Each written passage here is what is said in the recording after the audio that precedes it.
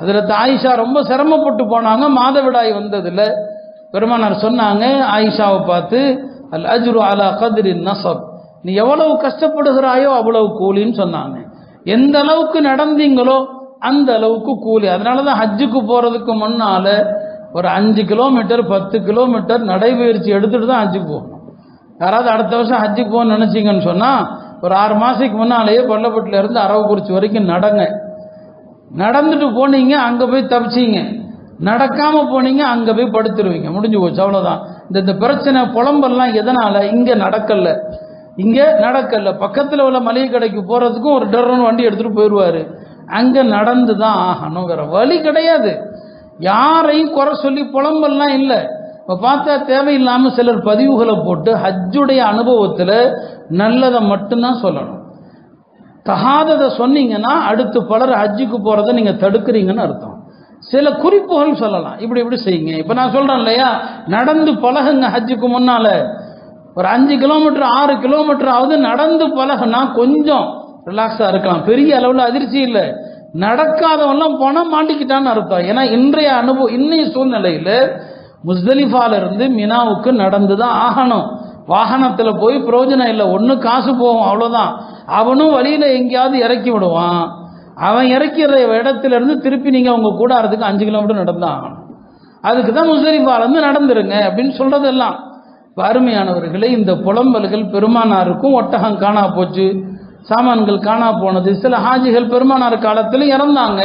இப்போ கடுமையான வெயில், அரசாங்கம் அலட்சியமாக நமக்கு அது தெரியல. தெரியாத விஷயத்த மார்க்கம் பேச வேண்டான்னு சொல்லுது, நமக்கு அது தெரியாது. எதனால் அவங்க மூத்தானாங்க? கடும் வெயில். அந்த வெயிலை தாங்கக்கூடிய சக்தி சில பேருக்கு இருக்காது தான். இப்போ நம்ம ஊர்லேயே பார்த்தோமா இல்லையா, ரமதானுடைய கடைசி நாட்களில் அதற்கு பிறகு எவ்வளவு கடுமையான வெப்பம் இருந்துச்சு. இப்போ பூமி வெப்பம் ஆகுது. பூமி உலகம் பூரா வெப்பமாயிட்டு தான் இருக்குது. அதனுடைய தாக்கத்தில் தாங்க முடியாமல் ஷஹீதானாங்க.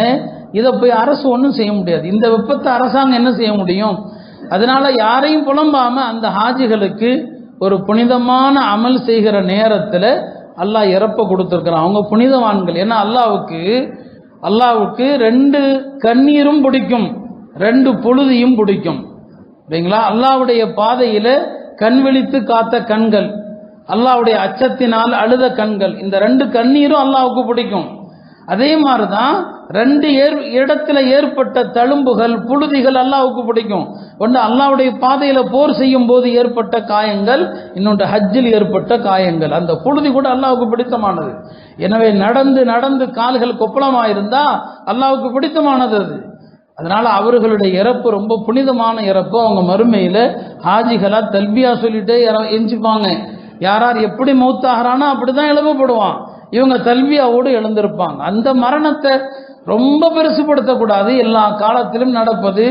சில வருடங்களில் கொஞ்சம் எண்ணிக்கை கூடியது, சில வருடங்களில் கொஞ்சம் எண்ணிக்கை கூடியது. அது நடக்கிறது தான். அது அவ்வளோ பெரிய கூட்டத்தில் சில விஷயங்களை தவிர்க்க முடியாது.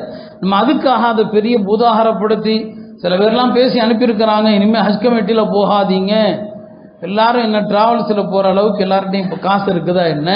நடுத்தர மக்கள் என்ன செய்வாங்க? இப்போ ஹஜ் கமிட்டியில் போகாதீங்கன்னா போனால் மொத்தம் போயிடுவீங்க. இன்னும் அடுத்த வருஷம் ஹஜ் கமிட்டியில் போகலான்னு நினச்சவங்களும் போகாமல் போயிடுவாங்க.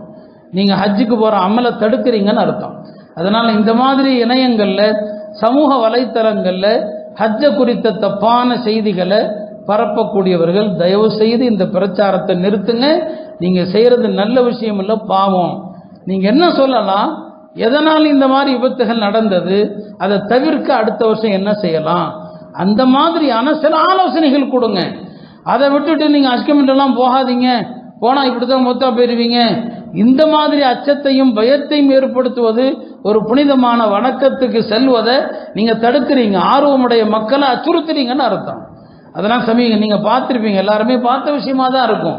அதனால உண்மையில் எதனால் நடந்ததுங்கிற விஷயங்கள்லாம் தெரியாமல் பேசக்கூடாது. வலா தக்ஃபு மா லைஸ லக பிஹி இல்ம், எந்த விஷயத்தை பற்றி ஞானம் இல்லையோ அதை பேசாதுன்னு அல்லாஹ் குர்ஆனில் சொல்கிறான். தேவையில்லாத வதந்திகளையும் தேவையில்லாத பீதிகளையும் கலப்பாதீங்க.